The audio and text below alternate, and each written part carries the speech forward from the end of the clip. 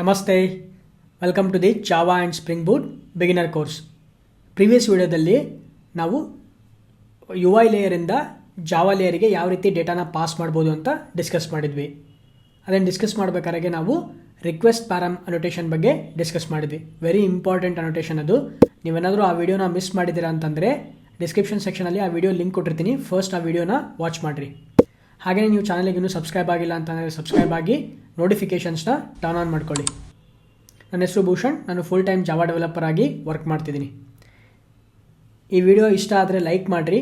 ಈ ಸೀರೀಸ್ನ ನೀವೇನಾದರೂ ಇಷ್ಟಪಡ್ತಿದ್ದೀರಾ ಅಂತಂದರೆ ಲೈಕ್ ಮಾಡಿ, ನಿಮ್ಮ ಫ್ರೆಂಡ್ಸಿಗೆಲ್ಲ ಶೇರ್ ಮಾಡಿ. ನೀವು ಎಷ್ಟು ಲೈಕ್ ಮಾಡ್ತಿರಲ್ಲ ಅಷ್ಟು ಯೂಟ್ಯೂಬ್ ಆಲ್ಗರಿಥಮ್ಮು ಬೇರೆ ಎಲ್ಲರಿಗೂ ಯಾರು ಕನ್ನಡದಲ್ಲಿ ಕೋಡಿಂಗ್ನ ಕಲಿಬೇಕು, ಜಾವಾ ಕಲಿಬೇಕು ಅಂತಿದಾರಲ್ಲ ಅವರಿಗೆಲ್ಲ ಈ ವಿಡಿಯೋನ ರೆಕಮೆಂಡೇಷನ್ ಮಾಡುತ್ತೆ. ಅದೇ ರೀತಿ ರೆಕಮೆಂಡೇಷನ್ ಇಂಜಿನ್ ಕೂಡ ವರ್ಕ್ ಆಗೋದು. ಸೊ ಆದಷ್ಟು ನಿಮ್ಮ ಫ್ರೆಂಡ್ಸ್ ಜೊತೆಗೆ ಶೇರ್ ಮಾಡಿರಿ. ಅವರಿಗೆ ಈ ಚಾನಲಿಗೆ ಸಬ್ಸ್ಕ್ರೈಬ್ ಆಗೋದಕ್ಕೆ ಹೇಳಿ, ಹೆಲ್ಪ್ ಮಾಡಿ ಅವರಿಗೆ. ಓಕೆ, ಇವತ್ತಿನ ವಿಡಿಯೋದಲ್ಲಿ ಇನ್ನೊಂದು ರೀತಿ ನಾವು ಯಾವ ರೀತಿ ಡೇಟಾನ ಪಾಸ್ ಮಾಡ್ಬೋದು, ಇನ್ನೊಂದು ಅನೋಟೇಷನ್ ಇದೆ. ಅದನ್ನು ಯೂಸ್ ಮಾಡಿಕೊಂಡು ನಾವು ಯಾವ ರೀತಿ ಡೇಟಾನ ಪಾಸ್ ಮಾಡ್ಬೋದು ಯು ಐ ಲೇಯರಿಂದ ಜಾವಾ ಲೇಯರಿಗೆ, ಅಂದರೆ ಥೈಮ್ ಲೀಫ್ ಟೆಂಪ್ಲೇಟಿಂದ ಕಂಟ್ರೋಲರಿಗೆ ಯಾವ ರೀತಿ ಡೇಟಾನ ಪಾಸ್ ಮಾಡ್ಬೋದು ಅಂತ ಡಿಸ್ಕಸ್ ಮಾಡೋಣ. ಅದು ಡಿಸ್ಕಸ್ ಮಾಡಾದಮೇಲೆ ಹಾಗಾದರೆ ರಿಕ್ವೆಸ್ಟ್ ಪ್ಯಾರಮಿಗೂ ಮತ್ತು ಇವತ್ತು ಡಿಸ್ಕಸ್ ಮಾಡೋ ಒಂದು ಅನೋಟೇಷನ್ನಿಗೂ ಏನು ಡಿಫ್ರೆನ್ಸು, ಯಾವಾಗ ಯಾವ ಅನೋಟೇಷನ್ನ ಯೂಸ್ ಮಾಡ್ತೀವಿ, ಅದರ ಯೂಸ್ ಕೇಸಸ್ನ ಕೂಡ ಡಿಸ್ಕಸ್ ಮಾಡೋಣ. ಓಕೆ, ಹಾಗಾದರೆ ಸ್ಟಾರ್ಟ್ ಮಾಡೋಣ. ಸೊ ಅಸ್ಯೂಮ್ ಮಾಡ್ಕೊಳ್ಳಿ, ನಮ್ಮ ಹತ್ರ ಒಂದು ವೆಬ್ ಪೇಜ್ ಇದೆ. ನಾವೇನೋ ಒಂದು ಅಪ್ಲಿಕೇಶನ್ ಕ್ರಿಯೇಟ್ ಮಾಡ್ತಾ ಇದ್ದೀವಿ. ಒಂದು ವೆಬ್ ಪೇಜ್ ಇದೆ. ಫಾರ್ ಎಕ್ಸಾಂಪಲ್ ಪ್ರಾಡಕ್ಟ್ಸ್ ಅಂತ ಅಂದ್ಕೊಳ್ಳಿ. ಪ್ರಾಡಕ್ಟ್ಸ್ ಅಂತ ಒಂದು ವೆಬ್ ಪೇಜ್ ಇದೆ, products.html. ಅಲ್ಲೇನು ಮಾಡಿದ್ದೀನಿ, ನಾನು ಲೀಸ್ಟ್ ಆಫ್ ಪ್ರಾಡಕ್ಟ್ಸ್ನ ಡಿಸ್ಪ್ಲೇ ಮಾಡಿದ್ದೀನಿ. ಓಕೆನಾ, ಲೀಸ್ಟ್ ಆಫ್ ಪ್ರಾಡಕ್ಟ್ಸ್ ಇದೆ. ಈಗ ನಾನೇನು ಮಾಡ್ತೀನಿ, ಯೂಸರ್ ಆಗಿರ್ಬೋದು ಅಥವಾ ಯಾರಾದರೂ ಎಂಡ್ ಯೂಸರ್ ಆಗಿರ್ಬೋದು, ಯಾವುದಾದ್ರೂ ಒಂದು ಪ್ರಾಡಕ್ಟ್ ಮೇಲೆ ಕ್ಲಿಕ್ ಮಾಡಿದಾಗ ನಾವೇನು ಮಾಡಬೇಕು, ಪ್ರಾಡಕ್ಟ್ ಡೀಟೇಲ್ಸ್ನ ಡಿಸ್ಪ್ಲೇ ಮಾಡಬೇಕು. ಅದಕ್ಕೆ ನಾವೇನು ಮಾಡಬೇಕು, ಇನ್ನೊಂದು ಹೊಸ ಟೆಂಪ್ಲೇಟ್ನ ಕ್ರಿಯೇಟ್ ಮಾಡೋಣ. ಫಾರ್ ಎಕ್ಸಾಂಪಲ್ ಪ್ರಾಡಕ್ಟ್ ಡೀಟೇಲ್ಸ್ ಅಂತ ಅಂದ್ಕೊಳ್ಳಿ. ಪ್ರಾಡಕ್ಟ್ ಡೀಟೇಲ್, ಫಾರ್ ಎಕ್ಸಾಂಪಲ್ ನೀವೀಗೆಲ್ಲ ಯಾವುದಾದ್ರೂ ಅಮೆಝಾನು ಹಾಗೆಯೇ ಫ್ಲಿಪ್ಕಾರ್ಟಲ್ಲೆಲ್ಲ ನೋಡಿರ್ತೀರ, ಒಂದು ಪ್ರಾಡಕ್ಟ್ ಇರುತ್ತೆ, ಅದ್ರ ಮೇಲೆ ಕ್ಲಿಕ್ ಮಾಡಿದ್ರಿ ಅಂತಂದರೆ ಪ್ರಾಡಕ್ಟ್ ಡೀಟೇಲ್ಸ್ ಬರುತ್ತೆ. ಆ ಪ್ರಾಡಕ್ಟ್ನ ಸ್ಪೆಸಿಫಿಕೇಷನ್ಸ್ ಬರ್ತದಾ.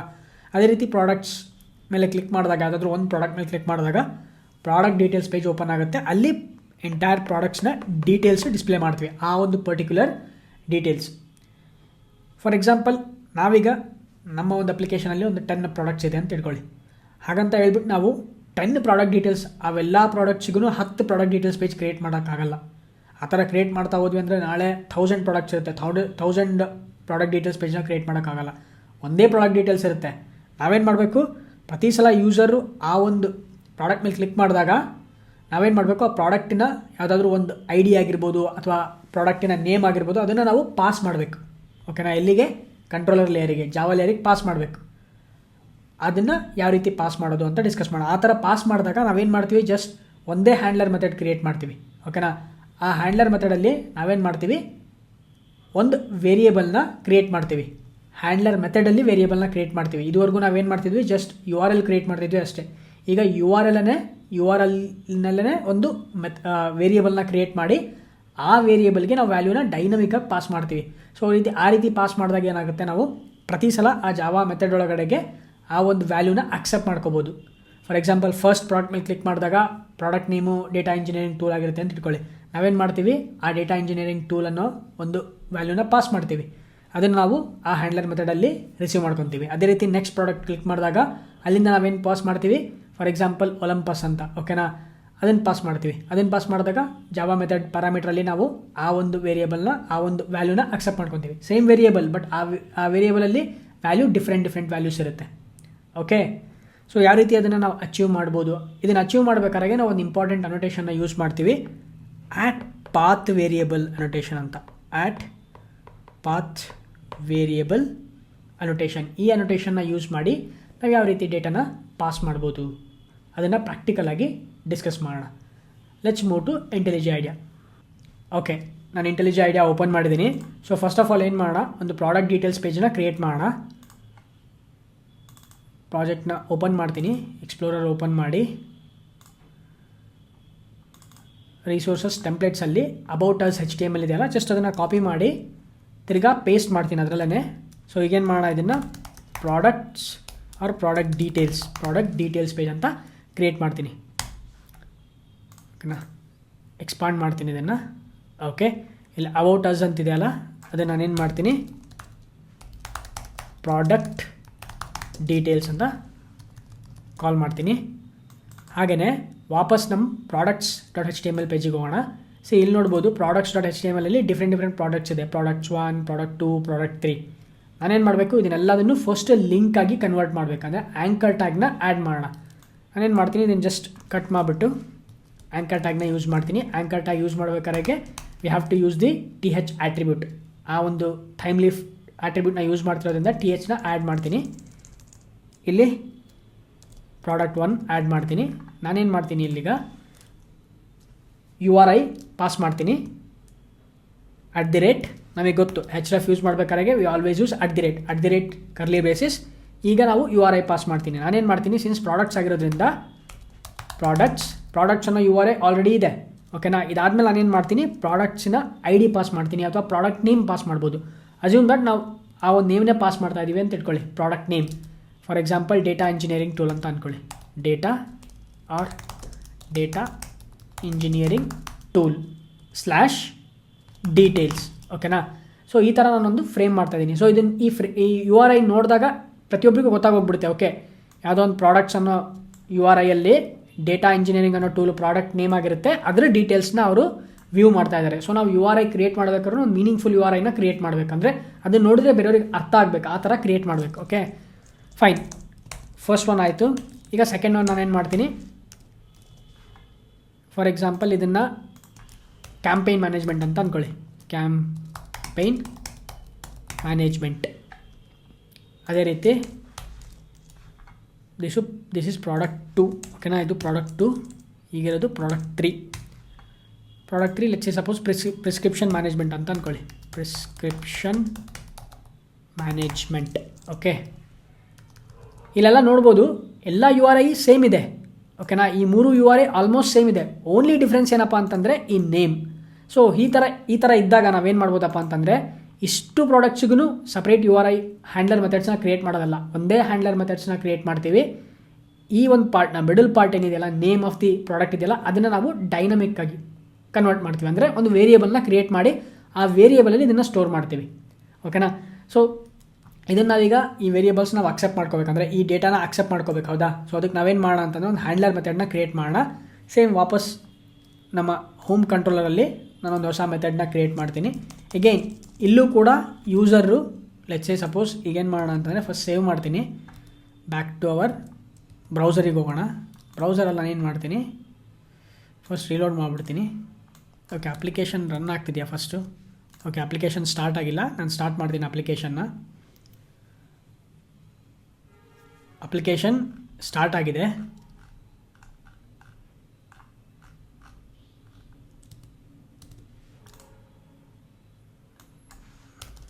Local host 8080.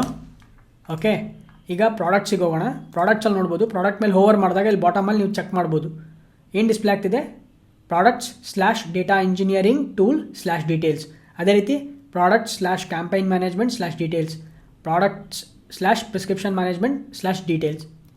ಯಾವುದಾದ್ರೂ ಒಂದು ಮೇಲೆ ಕ್ಲಿಕ್ ಮಾಡಿದಾಗ ಯಾವ HTTP ಮೆಥಡ್ ಟ್ರಿಗರ್ ಆಗುತ್ತೆ ಅಂತ ಚೆಕ್ ಮಾಡೋಣ. ನೆಟ್ವರ್ಕ್ ಟ್ಯಾಬಿಗೆ ಹೋಗ್ತೀನಿ. ಪ್ರಾಡಕ್ಟ್ 1 ಮೇಲೆ ಕ್ಲಿಕ್ ಮಾಡಿದಾಗ ನೋಡ್ಬೋದು ನಮಗೆ ಗೆಟ್ HTTP ಮೆಥಡೇ ಕಾಲ್ ಆಗ್ತಾ ಇದೆ. ಹೌದಾ. ಸೊ ಅದೇ ರೀತಿ ನಾನೇನು ಮಾಡ್ತೀನಿ, ಈಗ ಲೆಟ್ಸ್ ಗೋ ಟು ಏನಾದರೂ ಒಂದು ಮೇಲೆ ಕ್ಲಿಕ್ ಮಾಡೋಣ. ನಾನೇನು ಮಾಡ್ತೀನಿ, ಜಸ್ಟ್ ಈ ಒಂದು ಗೆಟ್ URI ಮೇಲೆ ಕ್ಲಿಕ್ ಮಾಡ್ತೀನಿ. ಅಂದರೆ ಗೆಟ್ ಆಪ್ಷನ್ ಮೇಲೆ ಕ್ಲಿಕ್ ಮಾಡ್ತೀನಿ. ಸೊ ನೋಡ್ಬೋದು ನಮಗೆ ಹೋಸ್ಟು, ಫೈಲ್ ನೇಮು ಅದೆಲ್ಲ ಡಿಸ್ಪ್ಲೇ ಆಗ್ತಾ ಇದೆ, ಅಡ್ರೆಸ್ ಎಲ್ಲ ಡಿಸ್ಪ್ಲೇ ಆಗ್ತಿದೆ. So basically it is a get method. ಓಕೆನಾ. ನಾವು ಸೇಮ್ ಗೆಟ್ ಮ್ಯಾಪಿಂಗ್ ಅನೋಟೇಷನ್ನ ಯೂಸ್ ಮಾಡಿಕೊಂಡು ಒಂದು ಹ್ಯಾಂಡ್ಲರ್ ಮೆಥಡ್ನ ಕ್ರಿಯೇಟ್ ಮಾಡೋಣ. ಇದನ್ನು ಕ್ಲೋಸ್ ಮಾಡ್ತೀನಿ. ಈಗ ಸದ್ಯಕ್ಕೆ ನಮಗೆ 404 ಬರ್ತಿದೆ, ಯಾಕಂದರೆ ನಾವು ಯಾವುದೇ ಥರ ಹ್ಯಾಂಡ್ಲರ್ ಮೆಥಡ್ನ ಕ್ರಿಯೇಟ್ ಮಾಡಿಲ್ಲ. ಪೇಜ್ ನಾಟ್ ಫೌಂಡ್ ಅಂತ ಎಕ್ಸೆಪ್ಷನ್ ಬರುತ್ತೆ. ಓಕೆ, ವಾಪಸ್ ನಾನು ಮೇನ್ ಹೋಮಿಗೆ ಹೋಗ್ತೀನಿ. ಇಲ್ಲೇನು ಮಾಡೋಣ, ಹೊಸದಾಗಿ ಒಂದು ಹ್ಯಾಂಡ್ಲರ್ ಮೆಥಡ್ನ ಕ್ರಿಯೇಟ್ ಮಾಡ್ತೀನಿ. ಜಸ್ಟ್ ಕಾಪಿ ಮಾಡ್ತೀನಿ. ನಾನು ಕಾಪಿ ಮಾಡಿ ಪೇಸ್ಟ್ ಮಾಡ್ತೀನಿ. ಇಲ್ಲೇನು ಚೇಂಜ್ ಮಾಡ್ತೀನಿ, ಪ್ರಾಡಕ್ಟ್ಸ್. ಇದು ಅದಕ್ಕಿಂತ ಮುಂಚೆ ಫಸ್ಟು ಮೆಥಡ್ ನೇಮ್ನ ಚೇಂಜ್ ಮಾಡೋಣ. Show product details page. Product details page. ನನಗೆ ಸದ್ಯಕ್ಕೆ ಇದು ಯಾವುದು ಬೇಡ, ನಮಗೆ ಇದನ್ನೆಲ್ಲ ರಿಮೂವ್ ಮಾಡಿಬಿಡ್ತೀನಿ. ನಾನು ಪ್ಯಾರಾಮೀಟರ್ನ ಎಂಟಿ ಕೊಟ್ಟಿರ್ತೀನಿ. ಪ್ಯಾರಾಮೀಟರ್ ಬಗ್ಗೆ ಡಿಸ್ಕಸ್ ಮಾಡೋಣ. ಅದಕ್ಕಿಂತ ಮುಂಚೆ ಫಸ್ಟ್ ಇದನ್ನು ಎಲ್ಲ ರಿಮೂವ್ ಮಾಡಿಬಿಡ್ತೀನಿ. ರಿಮೂವ್ ಮಾಡಿ ಏನು ರಿಟರ್ನ್ ಮಾಡೋಣ, ನಾವು ಪ್ರಾಡಕ್ಟ್ ಡೀಟೇಲ್ಸ್ನ ರಿಟರ್ನ್ ಮಾಡಬೇಕು. ಓಕೆನಾ. ಸೊ ಪ್ರಾಡಕ್ಟ್ ನಾವಿನ್ನೂ ಯಾವುದೇ ಥರ HTML ಟೆಂಪ್ಲೇಟ್ನ ಕ್ರಿಯೇಟ್ ಮಾಡಿಲ್ಲ. ಓಕೆ, ಸೊ ಆಲ್ರೆಡಿ ಕ್ರಿಯೇಟ್ ಮಾಡಿದ್ದೀವಿ ಪ್ರಾಡಕ್ಟ್ ಡೀಟೇಲ್ಸ್. ಹೌದಾ, ಪ್ರಾಡಕ್ಟ್ ಡೀಟೇಲ್ಸಲ್ಲಿ ನಾವು ಪ್ರಾಡಕ್ಟ್ ಡೀಟೇಲ್ಸ್ ಅಂತ ಡಿಸ್ಪ್ಲೇ ಮಾಡ್ತಿದ್ದೀವಿ. ಸೊ ಅದಕ್ಕೆ ಏನು ಮಾಡೋಣ ಅಂದರೆ ಫಸ್ಟು ಪ್ರಾಡಕ್ಟ್ ಡೀಟೇಲ್ಸ್. ಓಕೆನಾ, ಈ ಥೈಮ್ ಲೀಫ್ ಟೆಂಪ್ಲೇಟ್ನ ನಾನು ರಿಟರ್ನ್ ಮಾಡ್ತೀನಿ. ಜಸ್ಟ್ ವ್ಯೂ ನೇಮ್ನ ಪಾಸ್ ಮಾಡ್ತೀನಿ. ಜೊತೆಗೆ ನಮಗೆ ಟೈಟಲ್ ಬೇಕು. ಟೈಟಲ್ ಬೇಕಾಗಿರೋದಕ್ಕೆ ಮಾಡೆಲ್ ಅಂತ ಇಂಜೆಕ್ಟ್ ಮಾಡೋಣ. ಮಾಡೆಲ್ ಆಟ್ರಿಬ್ಯೂಟ್ನ ಇಂಜೆಕ್ಟ್ ಮಾಡ್ತಿದ್ದೀನಿ. ಸೊ ಈ ಮಾಡೆಲ್ನ ಯೂಸ್ ಮಾಡಿಕೊಂಡು ಆ್ಯಡ್ ಆಟ್ರಿಬ್ಯೂಟ್ ಇಲ್ಲಿ ಟೈಟಲ್ನ ಪಾಸ್ ಮಾಡಬೇಕು. ಟೈಟಲ್ ನಾನು ಏನು ಪಾಸ್ ಮಾಡ್ತೀನಿ, product details. Okay, product details. ಈಗ ಸೇವ್ ಮಾಡೋಣ. ಇದಾದಮೇಲೆ ಬಟ್ ನಾವು URI ಅಲ್ಲಿ ಪಾಸ್ ಮಾಡ್ತಿರೋದು ಯಾವುದು, ಅಲ್ಲಿ ಕೊಟ್ಟಿರೋ URI ಯಾವುದು, products/campaign management, engineering tool, prescription management. ನಾನಿಲ್ಲಿ ಹ್ಯಾಂಡ್ಲರ್ ಮೆಥಡಲ್ಲಿ ನಾನು ಡೈರೆಕ್ಟಾಗಿ ಕ್ಯಾಂಪೈನ್ ಮ್ಯಾನೇಜ್ಮೆಂಟ್ ಅಂತ ಬರೆಯೋಕ್ಕಾಗಲ್ಲ. ಓಕೆನಾ, ಯಾಕಂದರೆ ಆ part middle part dynamic part. ನಾನು URIಯಲ್ಲಿ ವೇರಿಯೇಬಲ್ನ ಅದನ್ನು ನಾನು ವೇರಿಯೇಬಲ್ಲಾಗಿ ಕನ್ವರ್ಟ್ ಮಾಡಬೇಕು. ಅದನ್ನು ವೇರಿಯೇಬಲ್ಲಾಗಿ ಕನ್ವರ್ಟ್ ಮಾಡಬೇಕು ಅಂತಂದರೆ URIಯಲ್ಲಿ ನಾವು ಏನು ಮಾಡ್ತೀವಿ ಅಂತಂದರೆ ವೇರಿಯೇಬಲ್ನ ಕ್ರಿಯೇಟ್ ಮಾಡೋದಕ್ಕೆ $ಸಿಂಬಲ್ ಯೂಸ್ ಮಾಡ್ತೀವಿ. $Symbol curly braces. ಓಕೆನಾ, ಈ ಕರ್ಲಿ ಬ್ರೇಸಿಸಲ್ಲಿ ಅಂದರೆ ಫ್ಲವರ್ ಬ್ರಾಕೆಟ್ಸಲ್ಲಿ ನಾವು ವೇರಿಯೇಬಲ್ ನೇಮ್ನ ಕೊಡ್ತೀವಿ. ನೀವೇನಾದರೂ ಕೊಡ್ಬೋದು ವೇರಿಯೇಬಲ್ ನೇಮ್. ನಾನೇನು ಮಾಡ್ತೀನಿ, ಪ್ರಾಡಕ್ಟ್ ನೇಮ್ ಅಂತ ಕೊಡ್ತೀನಿ. Product name. ಅದಾದಮೇಲೆ ಸ್ಲ್ಯಾಶ್, ಇಲ್ಲಿ ನೀವು ಎಲ್ಲದನ್ನು ಸ್ಮಾಲ್ ಕೇಸಲ್ಲೇ ಕೊಡಿ. ಅದಾದಮೇಲೆ /ಡೀಟೇಲ್ಸ್. ಇಲ್ಲಿ ನೋಡ್ಬೋದು ಇವೆರಡು ಸ್ಟ್ಯಾಟಿಕ್ ಕಂಟೆಂಟ್, ಅಂದರೆ ಇವೆರಡು ಕಾಮನ್. ಬಟ್ ಈ ಮಿಡಲ್ ಪಾರ್ಟ್ ಮಾತ್ರ ಡೈನಮಿಕ್ ಆಗಿರುತ್ತೆ. ಸೊ ಅದಕ್ಕೋಸ್ಕರ ನಾನು ವೇರಿಯೇಬಲ್ನ ಕ್ರಿಯೇಟ್ ಮಾಡಿದ್ದೀನಿ. ಯಾವ ರೀತಿ ಕ್ರಿಯೇಟ್ ಮಾಡಿದ್ದೀನಿ, URIಯಲ್ಲಿ ವೇರಿಯೇಬಲ್ನ $ಫ್ಲವರ್ ಬ್ರಾಕೆಟ್ಸ್ ವೇರಿಯೇಬಲ್ ನೇಮ್. ಓಕೆನಾ, ಇಲ್ಲಿ ಆ ವೇರಿಯೇಬಲ್ ನೇಮ್ ಕೊಟ್ಟಿರೋದ್ರಿಂದ ಈ ವೇರಿಯೇಬಲ್ ನೇಮ್ನ ಯೂಸ್ ಮಾಡಿಕೊಂಡು ನಾನಿಲ್ಲಿ ಮೆಥಡ್ ಪ್ಯಾರಾಮೀಟರ್ ಒಳಗಡೆಗೆ ಅದನ್ನು ಅಕ್ಸೆಪ್ಟ್ ಮಾಡ್ಕೊತೀನಿ. Using path variable path variable ಅನೋಟೇಷನ್ನ ಯೂಸ್ ಮಾಡ್ತೀನಿ. ಈ ಪಾತ್ ವೇರಿಯೇಬಲ್ ಅನೋಟೇಷನ್ ಯೂಸ್ ಮಾಡಿದ ಮೇಲೆ ಇಲ್ಲಿ ಕೊಟ್ಟಿರೋ ವೇರಿಯೇಬಲ್ನೇ ನಾನು ಇಲ್ಲೂ ಪಾಸ್ ಮಾಡಬೇಕು. ಓಕೆನಾ, which is product name. Okay, ಈಗ ನಾನೇನು ಮಾಡ್ತೀನಿ, ಇದನ್ನು ಫಸ್ಟ್ ನಾನು ಅಲ್ಲಿಂದ ಕಳಿಸ್ತಾ ಇರೋದು ಯಾವ ಡೇಟಾ ಟೈಪು, ವಾಪಸ್ ಹೋಗೋಣ. ಇಲ್ಲಿ ಯಾವ ಥರ ವೇರಿಯೇಬಲ್ನ ಪಾಸ್ ಮಾಡ್ತಾ ಇದ್ದೀನಿ, ನಂಬರ್ ಪಾಸ್ ಮಾಡ್ತಿದ್ದೀನೋ, ಡೆಸಿಮಲ್ ಪಾಯಿಂಟ್ ಪಾಸ್ ಮಾಡ್ತಿದ್ದೀನೋ, ಯಾವ್ದು ಪಾಸ್ ಮಾಡ್ತಿದ್ದೀನಿ, ಸ್ಟ್ರಿಂಗ್ ಪಾಸ್ ಮಾಡ್ತಿದ್ದೀನಿ. ಟೆಕ್ಸ್ಟ್ ಪಾಸ್ ಮಾಡ್ತಿರೋದ್ರಿಂದ ಅದನ್ನು ನಾನು ಸ್ಟ್ರಿಂಗಿಗೆ ಆ ಬರ್ತಿರೋ ವ್ಯಾಲ್ಯೂನ ಸ್ಟ್ರಿಂಗ್ ಡೇಟಾ ಟೈಪಿಗೆ ಬೈಂಡ್ ಮಾಡ್ತೀನಿ. ಅದಕ್ಕೆ I will create a string variable string. ಅದಾದಮೇಲೆ ಇಲ್ಲಿ ಪ್ರಾಡಕ್ಟ್ ನೇಮ್ ಅಂತ ಕೊಡ್ತೀನಿ. Okay, product name. ಈಗೇನು ಮಾಡೋಣ, ಈ ಪ್ರಾಡಕ್ಟ್ ನೇಮ್ನ ನಾವಿಲ್ಲಿ ಡಿಸ್ಪ್ಲೇ ಮಾಡ್ಬೋದು. ಓಕೆ, ನಾನೇನು ಮಾಡ್ತೀನಿ ಅಂತಂದರೆ system.out.println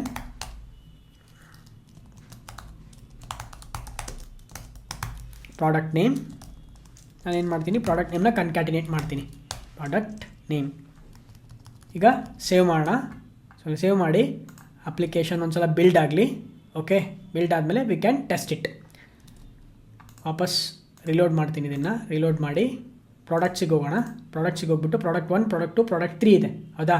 ಸೊ ನಾನೇನು ಮಾಡ್ತೀನಿ, ಅದಕ್ಕಿಂತ ಮುಂಚೆ ಫಸ್ಟು ಓಕೆ ನಮಗೇನೋ ಎಕ್ಸೆಪ್ಷನ್ ಬರ್ತಾ ಇದೆಯಾ? ಎಸ್, ಯಾವುದೋ ಒಂದು ಎಕ್ಸೆಪ್ಷನ್ ಬರ್ತಾ ಇದೆ. ಏನು ಎಕ್ಸೆಪ್ಷನ್ ಬರ್ತಿದೆ? Error creating the bean request mapping defined in the show details page home controller invalid mapping handler. Okay, $product name details get mapping show product details. Product details ಏನು wrong ಇದೆ? Okay, so ಏನು ಮಾಡೋಣ ಅಂತಂದರೆ first ಅಪ್ಲಿಕೇಶನ್ನ stop ಮಾಡೋಣ. Okay, application stop ಆಗಿದೆ. ಈಗ run ಮಾಡೋಣ, ಗೊತ್ತಾಗುತ್ತೆ ಏನಾರ. Okay, could not resolve the place holder product name. Okay, product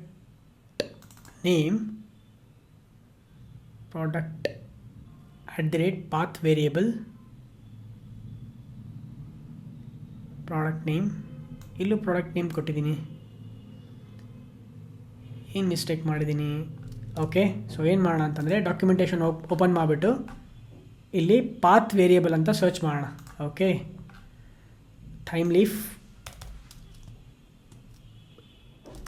pass data in the URL. Okay, ಇಲ್ಲಿ ಸ್ಕ್ರಾಲ್ ಮಾಡಿದ್ರಿ ಅಂದರೆ let's go down. Adding parameters ಅಂತಿದೆ. ನಾವು ಆಲ್ರೆಡಿ ರಿಕ್ವೆಸ್ಟ್ ಪ್ಯಾರಾಮ್ನ ಯಾವ ರೀತಿ ಪಾಸ್ ಮಾಡೋದು ಅಂತ ಅರ್ಥ ಮಾಡ್ಕೊಂಡ್ವಿ. ಅದೇ ರೀತಿ ಓಕೆ ಪಾತ್ ವೇರಿಯಬಲ್ ಇಲ್ಲಿದೆ ನೋಡಿ, path variable similarly to normal parameters but specifying a placeholder inside the URI path. ಓಕೆನಾ, ಇಲ್ಲಿ ಜಸ್ಟ್ ನಾವು ಕರ್ಲಿ ಬ್ರೇಸಸ್ ಕೊಡಬೇಕು, ಇಲ್ಲಿ ಡಾಲರ್ ಕೊಡೋ ಅವಶ್ಯಕತೆ ಇಲ್ಲ. ಸೊ ನಾನು ರಿಮೂವ್ ಮಾಡ್ತೀನಿ, ಸಾರಿ ಬೈ ಮಿಸ್ಟೇಕ್. ಓಕೆನಾ, ಈಗ ವಾಪಸ್ಸು ಅದನ್ನು ಅಪ್ಲಿಕೇಶನ್ನ ಅಗೈನ್ ಸ್ಟಾರ್ಟ್ ಮಾಡ್ತೀನಿ. ಸ್ಟಾಪ್ ಮಾಡಿದ್ದೆ ಪ್ರಿವಿಯಸ್ಲಿ, ಸ್ಟಾರ್ಟ್ ಮಾಡಿದ್ದೀನಿ. ಓಕೆ, ನೋಡ್ಬೋದು ಯಾವುದೇ ಥರ ಎರರ್ ಕನ್ಸೋಲಲ್ಲಿ ಇಲ್ಲ ಈಗ. ಸೊ ವಾಪಸ್ ಏನು ಮಾಡೋಣ, ಬ್ರೌಸರಿಗೆ ಹೋಗೋಣ, ಪ್ರಾಡಕ್ಟ್ಸ್ ಪೇಜಿಗೆ ಹೋಗ್ಬಿಟ್ಟು ನಾನೊಂದು ಸಲ ಬ್ಯಾಕ್ ಹೋಗ್ತೀನಿ. ಓಕೆ, ಸೊ ಜಸ್ಟ್ ರಿಫ್ರೆಶ್ ಮಾಡಿಬಿಟ್ಟು ವಾಪಸ್ ಪ್ರಾಡಕ್ಟ್ಸಿಗೆ ಹೋಗೋಣ. ಪ್ರಾಡಕ್ಟ್ಸಿಗೆ ಹೋದ್ಮೇಲೆ ಅದಕ್ಕಿಂತ ಮುಂಚೆ ಫಸ್ಟ್ ನಾನು ಏನು ಮಾಡ್ತೀನಿ, ಕನ್ಸೋಲ್ ಕ್ಲಿಯರ್ ಮಾಡ್ತೀನಿ. ಕನ್ಸೋಲಲ್ಲಿ ಏನು ಪ್ರಿಂಟ್ ಆಗುತ್ತೆ ಅಂತ ಚೆಕ್ ಮಾಡೋಣ. ಪ್ರಾಡಕ್ಟ್ 1 ಮೇಲೆ ಕ್ಲಿಕ್ ಮಾಡ್ತಿದ್ದೀನಿ. ಪ್ರಾಡಕ್ಟ್ ಡೀಟೇಲ್ಸ್ ಪೇಜ್ ಓಪನ್ ಆಯಿತು. Product name data engineering tool. ಅದೇ ರೀತಿ ವಾಪಸ್ ಪ್ರಾಡಕ್ಟ್ 2 ಮೇಲೆ ಕ್ಲಿಕ್ ಮಾಡ್ತೀನಿ. ನಮಗೆ ಪ್ರಾಡಕ್ಟ್ 2 ಕ್ಯಾಂಪೈನ್ ಮ್ಯಾನೇಜ್ಮೆಂಟ್ ಬಂದಿದೆ. ಅದೇ ರೀತಿ ಪ್ರಾಡಕ್ಟ್ 3 ನಮಗೆ ಪ್ರಿಸ್ಕ್ರಿಪ್ಷನ್ ಮ್ಯಾನೇಜ್ಮೆಂಟ್ ಡಿಸ್ಪ್ಲೇ ಆಗಿದೆ. ಸೊ ನಾವೇನು ಮಾಡಿದ್ವಿ, ಒಂದೇ ಹ್ಯಾಂಡಲ್ ಮೆಥಡ್ ಕ್ರಿಯೇಟ್ ಮಾಡಿದ್ವಿ. ಒಂದು ಫ್ರಂಟ್ ಎಂಡಿಂದ ಅಂದರೆ UI ಟೆಂಪ್ಲೇಟಿಂದ ನಾವು ಆ್ಯಂಕರ್ ಟ್ಯಾಗ್ ಮೇಲೆ ಕ್ಲಿಕ್ ಮಾಡಿದಾಗ ಡಿಫ್ರೆಂಟ್ ವ್ಯಾಲ್ಯೂನ ಪಾಸ್ ಮಾಡ್ತಾ ಇದ್ದೀವಿ. ಅದನ್ನು ನಾವು ಒಂದೇ ಹ್ಯಾಂಡ್ಲರ್ ಮೆಥಡಲ್ಲಿ ಕ್ಯಾಚ್ ಮಾಡ್ತಾ ಇದ್ದೀವಿ. ಅದಕ್ಕೋಸ್ಕರ ನಾವೇನು ಮಾಡಿದ್ವಿ ಅಂತಂದರೆ ಒಂದು ಪಾತ್ ವೇರಿಯೇಬಲ್ನ ಕ್ರಿಯೇಟ್ ಮಾಡಿದ್ವಿ. ಒಂದು URIಯಲ್ಲಿ ಒಂದು ವೇರಿಯೇಬಲ್ನ ಕ್ರಿಯೇಟ್ ಮಾಡಿ ಬರ್ತಿರೋ ವ್ಯಾಲ್ಯೂನ ಡೈರೆಕ್ಟಾಗಿ ನಾವು URI ವ್ಯಾಲ್ಯೂಗೆ ಎಂಬೆಡ್ ಮಾಡ್ತಾ ಇದ್ವಿ. ಓಕೆನಾ, ಸೊ ಅದಾದಮೇಲೆ ಅದನ್ನು ನಾವು ಪ್ಯಾರಾಮೀಟ್ರಿಗೆ ಬೈಂಡ್ ಮಾಡಿ ಅಲ್ಲಿಂದ ನಾವು ಜಾವಾ ಮೆಥಡಿಗೆ ಆಪರೇಷನ್ನ ಕಂಟಿನ್ಯೂ ಮಾಡ್ತಾ ಅಂದರೆ ಪ್ರಾಸೆಸ್ ಮಾಡ್ತಾ ಇದ್ವಿ. ನಮಗೇನು ಪ್ರಾಸೆಸ್ ಮಾಡಬೇಕೋ ಆ ಪ್ರಾಸೆಸ್ ಮಾಡ್ತಾ ಇದ್ವಿ. ಸಪೋಸ್ ನಾನೇನು ಮಾಡೋಣಪ್ಪ ಈಗ ಅಂತಂದರೆ, ಒಂದು ಸಲ ನನಗೆ ಪ್ರಾಡಕ್ಟ್ ನೇಮ್ ರಿಸೀವ್ ಆದಮೇಲೆ ವಾಪಸ್ ಅದನ್ನು ನಾವು ಮಾಡೆಲ್ UIಗೆ ಕಳಿಸೋಣ. ಅದಕ್ಕೆ ನಾವೇನು ಮಾಡ್ತೀವಿ, ಎಗೇನ್ ಮಾಡೆಲ್ನ ಯೂಸ್ ಮಾಡ್ತೀವಿ. Model dot add attribute. ಇಲ್ಲೇನು ಮಾಡ್ತೀನಿ ಅಂತಂದರೆ, ನಾನು ಕೀ ಏನು ಕೊಡ್ತೀನಿ ಅಂತಂದರೆ ಪ್ರಾಡಕ್ಟ್ ID ಆಗಿರ್ಬೋದು ಅಥವಾ ಪ್ರಾಡಕ್ಟ್ ನೇಮ್ ಆಗಿರ್ಬೋದು, ಏನಾದರೂ ಕೊಡ್ಬೋದು. ನಾನು ಪ್ರಾಡಕ್ಟ್ ID ಅಂತ ಕೊಡ್ತೀನಿ, ಪ್ರಾಡಕ್ಟ್ ನೇಮ್. ಓಕೆ, ಈಗ ಸೇವ್ ಮಾಡೋಣ. ನಾನು ಪ್ರಾಡಕ್ಟ್ ಡೀಟೇಲ್ಸ್ HTML ಅಲ್ಲಿ ಎಗೇನ್ ಒಂದು ಪ್ಯಾರಾಗ್ರಾಫ್ ಯೂಸ್ ಮಾಡ್ತೀನಿ. ಪ್ಯಾರಾಗ್ರಾಫ್ ಯೂಸ್ ಮಾಡಿ ಇಲ್ಲಿ ಟೆಕ್ಸ್ಟ್ ಆಟ್ರಿಬ್ಯೂಟ್ ಯೂಸ್ ಮಾಡ್ತೀನಿ, ಥೈಮ್ ಲಿಫ್ಟ್ ಟೆಕ್ಸ್ಟ್ ಆಟ್ರಿಬ್ಯೂಟ್. ಸೊ ಇಲ್ಲೇನು ಮಾಡ್ತೀನಿ, ನಾನು ಅದನ್ನು ಆಕ್ಸೆಸ್ ಮಾಡ್ತೀನಿ. ಸೊ ಆಕ್ಸೆಸ್ ಮಾಡಬೇಕಾದ್ರೆ ಡಾಲರ್ ಕರ್ಲಿ ಬ್ರೇಸಿಸ್ನ ಯೂಸ್ ಮಾಡಿ ನಾನು ಆಕ್ಸೆಸ್ ಮಾಡ್ತೀನಿ. ಕೀ ಏನು ಕೊಟ್ಟಿದ್ದೆ, ನಾನು ಪ್ರಾಡಕ್ಟ್ ID ಅಂತ ಕೊಟ್ಟಿದ್ದೆ. ಓಕೆ, ಸೇಮ್ ನನಗಿಲ್ಲೂ ಪ್ರಿಂಟ್ ಆಗುತ್ತೆ. ಓಕೆ, ಈಗ ವಾಪಸ್ ಬ್ರೌಸರ್ಗೆ ಹೋಗ್ಬಿಟ್ಟು ಜಸ್ಟ್ ರೀಲೋಡ್ ಮಾಡ್ತೀನಿ. ಓಕೆ, ನೋಡಿ ಪ್ರಿಸ್ಕ್ರಿಪ್ಷನ್ ಮ್ಯಾನೇಜ್ಮೆಂಟ್. ಓಕೆ, ವಾಪಸ್ 2 campaign management, product 1 data engineering tool. ಇದೇ ರೀತಿ ನಾವು ಪಾತ್ ವೇರಿಯೇಬಲ್ನ ಯೂಸ್ ಮಾಡಿಕೊಂಡು UIಯಿಂದ ಜಾವಾ ಲೇಯರಿಗೆ ಡೇಟಾನ ಪಾಸ್ ಮಾಡ್ಬೋದು. ನಾವು ಪಾಸ್ ಮಾಡಬೇಕಾದ್ರೆ ಪ್ಯಾರಾಮೀಟರ್ ಒಳಗಡೆಗೆ ಪಾತ್ ವೇರಿಯೇಬಲ್ ಅನೋಟೇಷನ್ನ ಯೂಸ್ ಮಾಡ್ತೀವಿ. ಹಾಗೆಯೇ ಒಂದು ಮೆಥಡ್ ಪ್ಯಾರಾಮೀಟರ್ಗೆ ವ್ಯಾಲ್ಯೂನ ಬೈಂಡ್ ಮಾಡ್ತೀವಿ. ಇದರಲ್ಲಿ ಒಂದು ಥಿಂಗ್ ಏನು ರಿಮೆಂಬರ್ ನಾವು ಇಟ್ಕೋಬೇಕಪ್ಪ ಅಂತಂದರೆ, ಲೆಟ್ಸ್ ಸಪೋಸ್ ಇಲ್ಲಿ ವೇರಿಯೇಬಲ್ ನೇಮ್ ಪ್ರಾಡಕ್ಟ್ ನೇಮ್ ಅಂತ ಕೊಟ್ಟಿದ್ದೀನಿ. ನಾನು ಇಲ್ಲಿ ಪಾತ್ ವೇರಿಯೇಬಲ್ ನಾನು ಪ್ರಾಡಕ್ಟ್ ನೇಮ್ನ ಕೊಟ್ಟು ಇಲ್ಲಿ ಪ್ರಾಡಕ್ಟ್ ನೇಮ್ ಅಂತ ವೇರಿಯೇಬಲ್ಗೆ ಬೈಂಡ್ ಮಾಡ್ತಿದ್ದೀನಿ. ಲೆಟ್ಸ್ ಸಪೋಸ್ ನನ್ನ ಪಾತ್ ಜಾವಾ ವೇರಿಯೇಬಲ್ ಕೂಡ ವೇರಿಯೇಬಲ್ ನೇಮ್ ಕೂಡ ಸೇಮೇ ಇತ್ತು ಅಂತಂದರೆ ಆ ಕೇಸಲ್ಲಿ ನಮಗೆ ಈ ಎಕ್ಸ್ಟ್ರಾ ಇದನ್ನು ಪ್ರೊವೈಡ್ ಮಾಡೋ ಅವಶ್ಯಕತೆ ಇರಲ್ಲ. ಅಂದರೆ ಪಾತ್ ವೇರಿಯೇಬಲಲ್ಲಿ ನಾವು ಒಂದು ವೇರಿಯೇಬಲ್ ನೇಮ್ನ ಪಾಸ್ ಮಾಡೋ ನೆಸೆಸಿಟಿ ಇಲ್ಲ. ಅಂದರೆ ಇಲ್ಲಿ ಏನು URIಯಲ್ಲಿ ನಾವೇನು ಪ್ರೀವಿಯಸ್ಲಿ ರಿಕ್ವೆಸ್ಟ್ ಪ್ಯಾರಾಮ್ ಓದ್ಬೇಕಾದ್ರೆ ಡಿಸ್ಕಸ್ ಮಾಡಿದ್ವಲ್ಲ, ಅಲ್ಲಿ ನಾವು ಪಾಸ್ ಮಾಡಿರೋವಂಥ ವೇರಿಯೇಬಲ್ ನೇಮು ಇಲ್ಲಿ ನಾವು ಜಾವಾ ವೇರಿಯೇಬಲಿಗೆ ಬೈಂಡ್ ಮಾಡ್ತಿರೋ ವ್ಯಾಲ್ಯೂ ಸೇಮ್ ಇತ್ತಂತಂದರೆ ನಾವು ಇಲ್ಲಿ ಎಕ್ಸ್ಪ್ಲಿಸಿಟ್ ಆಗಿ ಕೊಡೋ ಅವಶ್ಯಕತೆ ಇರಲ್ಲ. ಇದು ಆಪ್ಷನಲ್ ಆಗಿಬಿಡುತ್ತೆ. ಓನ್ಲಿ ಇಲ್ಲಿ ಕೊಟ್ಟಿರೋ ವೇರಿಯೇಬಲ್ಲು ಡಿಫ್ರೆಂಟ್ ಇದ್ದು ನಾವಿಲ್ಲಿ ಬೈಂಡ್ ಮಾಡ್ತಿರೋ ವೇರಿಯೇಬಲ್ ಡಿಫ್ರೆಂಟ್ ಇದ್ದಾಗ ಅವಾಗ ನಾವು ಪಾತ್ ವೇರಿಯೇಬಲಲ್ಲಿ ಎಕ್ಸ್ಪ್ಲಿಸಿಟ್ ಆಗಿ ಪಾತ್ ವೇರಿಯೇಬಲ್ ನೇಮ್ನ ಆ್ಯಡ್ ಮಾಡಬೇಕು. ಸೊ ಇಲ್ಲಿ ಸೇಮ್ ಇರೋದ್ರಿಂದ no problem, it's completely optional. So ನಾನೇನು ಮಾಡ್ತೀನಿ, ಇಲ್ಲಿ ಪ್ರಾಡಕ್ಟ್ ನೇಮ್ನ ಚೇಂಜ್ ಮಾಡಿಬಿಡ್ತೀನಿ. ಪ್ರಾಡಕ್ಟ್ ನೇಮ್ ಸೇವ್ ಮಾಡೋಣ. ವಾಪಸ್ ಬ್ರೌಸರ್ಗೆ ಹೋಗಿ ಜಸ್ಟ್ ಒಂದೆರಡು ಸಲ ರಿಫ್ರೆಶ್ ಮಾಡ್ತೀನಿ ನಾನು. ಪ್ರಾಡಕ್ಟ್ಸ್, ಈಗ product 1 data engineering tool, product 2 campaign management, product 3 prescription management. ಹೌದಾ? ಸೊ ನಾವು ಒಂದೇ ಹ್ಯಾಂಡ್ಲರ್ ಮೆಥಡ್ ಬರೆದಿದ್ದೀವಿ. ಆ ಹ್ಯಾಂಡ್ಲರ್ ಮೆಥಡ್ಲೇ ಎಲ್ಲ ಪ್ರಾಡಕ್ಟ್ಸ್ಗೂ ಬೇಕಾಗಿರೋ ಒಂದು ಡೀಟೇಲ್ಸ್ನ ಹ್ಯಾಂಡಲ್ ಮಾಡ್ತಾ ಇದ್ದೀವಿ. ಸೊ ನಾವಿಲ್ಲಿ ಪ್ರತಿಯೊಂದು ಪ್ರಾಡಕ್ಟಿಗೂ ಆ ಡೀಟೇಲ್ಸ್ನ ಸಪ್ರೇಟಾಗಿ ನಾವು ಡೈನಾಮಿಕಾಗಿ ಫೆಚ್ ಮಾಡಿ ಡೇಟಾಬೇಸಿಂದ ಫೆಚ್ ಮಾಡೋದಾಗಿರ್ಬೋದು ಅಥವಾ ಇನ್ನೆಲ್ಲಿಂದ ನಾವು ಫೆಚ್ ಮಾಡೋದಾಗಿರ್ಬೋದು, ಫೆಚ್ ಮಾಡಿ ನಾವು ಡಿಸ್ಪ್ಲೇ ಮಾಡ್ಬೋದು. ಓಕೆ, ಸೊ ಈ ರೀತಿ ನಾವು ಡೇಟಾನ ಒಂದು ಲೇಯರಿಂದ ಇನ್ನೊಂದು ಲೇಯರಿಗೆ ಪಾಸ್ ಮಾಡ್ಬೋದು. ಐ ಹೋಪ್ ನಿಮಗೆ ಅರ್ಥ ಆಗಿದೆ ಅಂತ ಅನ್ಕೊತೀನಿ. ಪಾತ್ ವೇರಿಯೇಬಲ್ಗಿರೋ ಡಿಫ್ರೆನ್ಸು ಮತ್ತು ರಿಕ್ವೆಸ್ಟ್ ಪ್ಯಾರಾಮೀಟರ್ಗಿರೋ ಡಿಫ್ರೆನ್ಸ್. ಆ್ಯಕ್ಚುಲಿ ನಾವು ಇನ್ನೂ ಡಿಫ್ರೆನ್ಸ್ನ ಕರೆಕ್ಟಾಗಿ ಡಿಸ್ಕಸ್ ಮಾಡಿಲ್ಲ. ನೆಕ್ಸ್ಟ್ ವಿಡಿಯೋದಲ್ಲಿ ಅವೆರಡರದ್ದು ಪ್ರಾಪರ್ ಡಿಫ್ರೆನ್ಸ್ ಹೇಳ್ತೀನಿ ನಿಮಗೆ. ಯಾವ ಸಿನಾರಿಯೋದಲ್ಲಿ ಯಾವುದನ್ನು ಯೂಸ್ ಮಾಡಬೇಕು ಅನೋಟೇಷನ್ನ ಹೇಳ್ತೀನಿ. ಬಟ್ ಪ್ರಾಕ್ಟಿಕಲಾಗಿ ಯಾವ ರೀತಿ ನಾವು ಪಾಸ್ ಮಾಡೋದು, ಪಾತ್ ವೇರಿಯೇಬಲ್ನ ಯಾವ ರೀತಿ ಯೂಸ್ ಮಾಡೋದು, ರಿಕ್ವೆಸ್ಟ್ ಪ್ಯಾರಮ್ನ ಯಾವ ರೀತಿ ಯೂಸ್ ಮಾಡೋದು ಅಂತ ಐ ಹೋಪ್ ಅರ್ಥ ಆಗಿದೆ ಅಂತ ಅನ್ಕೊತೀನಿ. ಇನ್ನೊಂದು ಏನಪ್ಪ ಪಾಯಿಂಟ್ ಅಪ್ಪ ಅಂತಂದರೆ, ನಾವು ಒಂದೇ ಹ್ಯಾಂಡ್ಲರ್ ಮೆಥಡ್ ಒಳಗಡೆಗೆ ಎರಡೂ ಟೈಪ್ ವೇರಿಯೇಷನ್ಸ್ನ ನಾವು ಯೂಸ್ ಮಾಡ್ಬೋದು. ಅಂದರೆ ಪಾತ್ ವೇರಿಯೇಬಲ್ನು ಯೂಸ್ ಮಾಡ್ಬೋದು, ರಿಕ್ವೆಸ್ಟ್ ಪ್ಯಾರಮ್ನು ಯೂಸ್ ಮಾಡ್ಬೋದು. ಓಕೆಪ್ಪ, ನಾನು ಪಾತ್ ವೇರಿಯೇಬಲ್ ಯೂಸ್ ಮಾಡಬೇಕಾದ್ರೆ ರಿಕ್ವೆಸ್ಟ್ ಪ್ಯಾರಮ್ ಯೂಸ್ ಮಾಡಬಾರ್ದು ಅಂತ ಆ ಥರ ಏನಿಲ್ಲ. ಅದೇ ರೀತಿ ನಾನು ರಿಕ್ವೆಸ್ಟ್ ಪ್ಯಾರಮ್ ಯೂಸ್ ಮಾಡಬೇಕಾದ್ರೆ ಪಾತ್ ವೇರಿಯೇಬಲ್ನ ಯೂಸ್ ಮಾಡಬಾರ್ದು ಅಂತ ಏನಿಲ್ಲ. It's up to you. Okay, let's say suppose ನಾನೀಗ ಪಾತ್ ವೇರಿಯೇಬಲಲ್ಲೇ ಮಲ್ಟಿಪಲ್ ಮಲ್ಟಿಪಲ್ ವೇರಿಯೇಬಲ್ನ ಪಾಸ್ ಮಾಡಬೇಕಪ್ಪ ಅಂತಂದರೆ, ಎಗೇನ್ ಲೆಟ್ಸ್ ಸೇ ಸಪೋಸ್ ಇಲ್ಲಿ ವಾಪಸ್ ನಮ್ಮ product.htmlಗೆ ಹೋಗೋಣ. ಫಾರ್ ಎಕ್ಸಾಂಪಲ್ ನೀವೇನಾದರೂ ಮಲ್ಟಿಪಲ್ ವೇರಿಯೇಬಲ್ಸ್ನ ಪಾಸ್ ಮಾಡಬೇಕಪ್ಪ ಅಂತಂದರೆ ಇಲ್ಲಿ ಡೇಟಾ ಇಂಜಿನಿಯರಿಂಗ್ ಟೂಲ್ /details/ ಇನ್ನೇನೋ ಕೊಡ್ತೀರ. ಲೆಟ್ಸ್ ಸೇ ಸಪೋಸ್ 1, ಇಲ್ಲೇನು ಕೊಡ್ಬೋದು /2, ಇಲ್ಲಿ /3 ಕೊಟ್ಟಿದ್ದೀರಾ ಅಂತಂದರೆ ಇದಿಷ್ಟು ನೀವು ಎಗೈನ್ ಒಂದು ವೇರಿಯೇಬಲಲ್ಲಿ ಸ್ಟೋರ್ ಮಾಡ್ಬೋದು. ವಾಪಸ್ ನಮ್ಮ ಹೋಮ್ ಕಂಟ್ರೋಲಲ್ಲಿ ಏನು ಮಾಡ್ಬೋದು /details/id ಅಂತ ಕೊಡ್ಬೋದು. ಸೊ ಈ URI-ಯಲ್ಲಿ ಎರಡು ವೇರಿಯೇಬಲ್ಸ್ನ ಕ್ರಿಯೇಟ್ ಮಾಡಿದ್ವಿ. ಆ ವೇರಿಯೇಬಲ್ಸ್ನ ಕಾಮಾ ಸೆಪ್ರೇಟೆಡಲ್ಲಿ ಅಕ್ಸೆಪ್ಟ್ ಮಾಡ್ಕೊತೀವಿ. ಎಗೈನ್ @path ವೇರಿಯೇಬಲ್, ಅದಾದಮೇಲೆ ಲಾಂಗ್ ID. ಓಕೆನಾ, ಬರ್ತಿರೋ ವ್ಯಾಲ್ಯೂನ ನಾನು ID ಅನ್ನೋ ಒಂದು ವೇರಿಯೇಬಲ್ಲಿಗೆ ಬೈಂಡ್ ಮಾಡ್ತಾ ಇದ್ದೀನಿ. ಓಕೆನಾ, ಅದಕ್ಕೆ ಲಾಂಗ್ ಡೇಟಾ ಟೈಪ್ನ ಯೂಸ್ ಮಾಡಿದ್ದೀನಿ. ಸಿನ್ಸ್ ಈ ID ಮತ್ತು ಈ ID ಸೇಮ್ ಇರೋದ್ರಿಂದ ನನಗಿಲ್ಲಿ ಪಾತ್ ವೇರಿಯೇಬಲಲ್ಲಿ ಆ ಒಂದು ವೇರಿಯೇಬಲ್ ನೇಮ್ನ ಸ್ಪೆಸಿಫೈ ಮಾಡೋ ಅವಶ್ಯಕತೆ ಇಲ್ಲ. ಸೊ ಈ ರೀತಿ ನಾವು ಮಲ್ಟಿಪಲ್ ವೇರಿಯೇಬಲ್ಸ್ನ ಕೂಡ URI-ಯಲ್ಲಿ ಕ್ರಿಯೇಟ್ ಮಾಡ್ಬೋದು. ಬಟ್ ಫಾರ್ ನಾವು ನಾನು ಒಂದೇ ವೇರಿಯೇಬಲ್ ಇರಲಿ, ಇದನ್ನು ನಾನು ರಿಮೂವ್ ಮಾಡ್ತಾ ಇದ್ದೀನಿ. ಹಾಗೆಯೇ products.html ಕೂಡ ಇದನ್ನೆಲ್ಲ ರಿಮೂವ್ ಮಾಡ್ತಾ ಇದ್ದೀನಿ.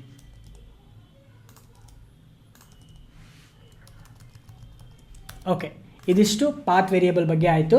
ಮುಂದಿನ ವಿಡಿಯೋದಲ್ಲಿ ಇವೆರಡಕ್ಕೂ ಇರೋ ಎಕ್ಸಾಕ್ಟ್ ಡಿಫ್ರೆನ್ಸು ಹಾಗೆಯೇ ಯಾವ ಸಿನಾರಿಯೋದಲ್ಲಿ ಯಾವ ಅನೋಟೇಷನ್ನ ಯೂಸ್ ಮಾಡ್ಬೋದು ಅಂತ ಡಿಸ್ಕಸ್ ಮಾಡೋಣ.